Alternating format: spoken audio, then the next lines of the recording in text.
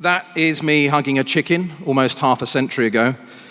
And as with all of us, my life stories have shaped me. Radici is Italian for roots. It's the name of our agroecological, non-for-profit regenerative farm. We grow food and we grow people. Hands in the soil, nurturing the herds of microorganisms that in turn feed us and our neighbors. Our passionate Radici crew and volunteers have been working with Mother Nature on our 38 acres for just over 4 years. Only 90 minutes from central Milan, yet in our lush valley at the root of the Alps, overlooking Lake Garda, it feels a world away. Radici is a liminal space between wilderness, ancient smallholdings, and urban settlement.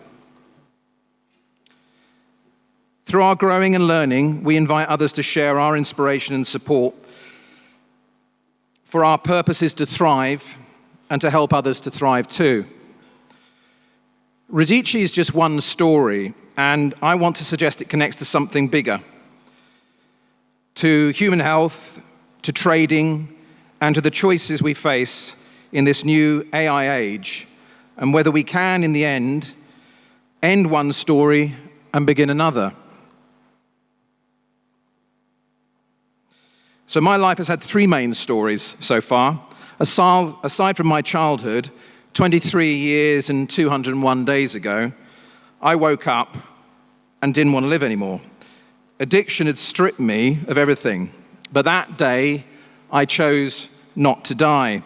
And that was the beginning of a new life story and the end of my first story. My second story was about recovery. I fell in love. I became the father of 2 amazing human beings. I stumbled into tech entrepreneurship. We built a global company that made money from day one and sold it 15 years later for a lot. By society's measure, I was very successful. But it felt hollow, wealth without nourishment, the seduction of consumption, another form of addiction.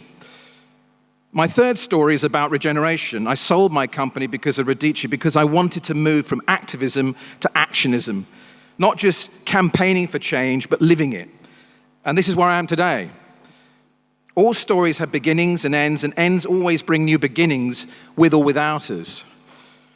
So Radici is teaching me many, many things, but a biggie is, you are what your food eats. As I'm sure many of you know, beneath every plant lies the most incredible biologically active zones on Earth. Microbes and mycorrhizal networks in the rhizosphere trade signals and sugars and minerals. In response, plants produce phytochemicals, flavonoids, carotenoids, and many others that I can't even begin to pronounce. So from biome to biome, of the 12,000 phytochemicals in the human diet, science suggests that maybe up to 95% are likely interacting with our biome. Yet we only understand about 5% of that. Of the 5% we do understand, a lot is our frontline defense against oxidative stress and chronic inflammation. Through a microbiome, they neutralize free radicals, reducing inflammation and oxidative stress that directly link to cancer, to autoimmune disorders like diseases with Alzheimer's, Parkinson's, arthritis, and diabetes. We often think of ourselves as individuals, but only 1% of our genetic code is actually ours. The other 99% belongs to the microbes inside us, an invisible ecosystem that runs our digestion, immunity, and even our moods. We are not individuals. We are walking rainforests. Restore the soil biome, and you restore our defenses, and so much that is wrong with our health.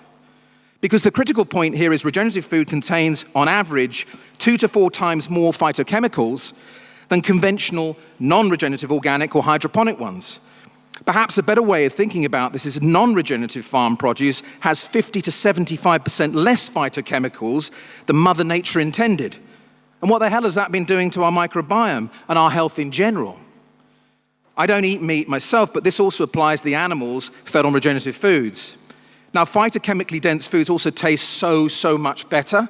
Our olfactory glands are tuned to seek them out. And you can test this today by trying or buying some of our regenerative olive oil passata or pesto at our little stall here. So this isn't just about biochemistry, it's also about the BS economics in a collapsing system. Recent US benchmarks show regenerative fruit and vegetable farms can typically gross $30,000 to $50,000 per acre, with top performers consistently hitting $100,000 plus. Now, to be clear, we are not there yet, but the point is not perfection, it's possibility. Small farms, once dismissed as marginal, could now be bankable. Mortgages and loans for 3 to 4 acre farms can be serviced by steady food revenue. For the first time in a century, ordinary families could see a small holding not as a dream, but as a realistic financeable future. Overheads plummet without tractors, tillage, fertilizers, pesticides. Even tenancy farming becomes viable. Leasing land for regenerative production regenerates soil whilst opening doors for new farmers.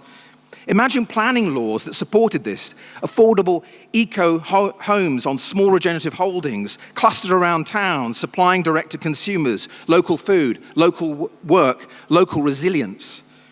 And just as this viability emerges, AI is reshaping everything.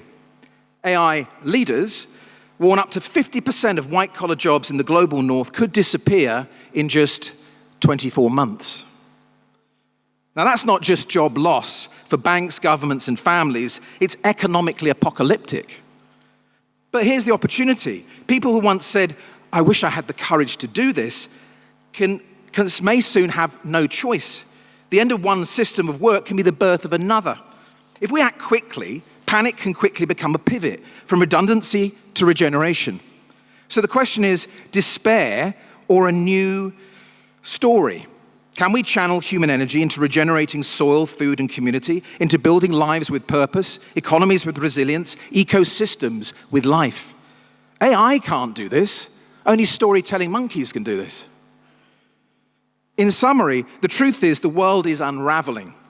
And in the face of collapse, to make a big dent, we need to link these three truths. The phytochemical and nutrient richness of regenerative produce has hidden financial value. Food that heals and protects can also fund viable farms and subsidize food poverty. For the first time in a century, small holdings can be bankable, land, homes, and livelihoods able to be financed. This is a real means to an end. The AI bomb makes this critical. Millions of jobs will vanish, but panic can become purpose, a regenerative farming mass movement. This needs seed to soil training, legal and planning guides, financial templates, including appropriate retail financial partners, practical scaffolding that lowers risk and opens the door for families to pivot quickly. We all have the collective opportunity to support Earth in building on their progress so far, to platform and focus this bridge, to enable a regenerative farm revolution. If we can package this together, if we can flat pack regenerative farming as a life path, then collapse becomes compost. The end of one story, fertile ground for the next. And what a story that would be. Right. Thank you for your time.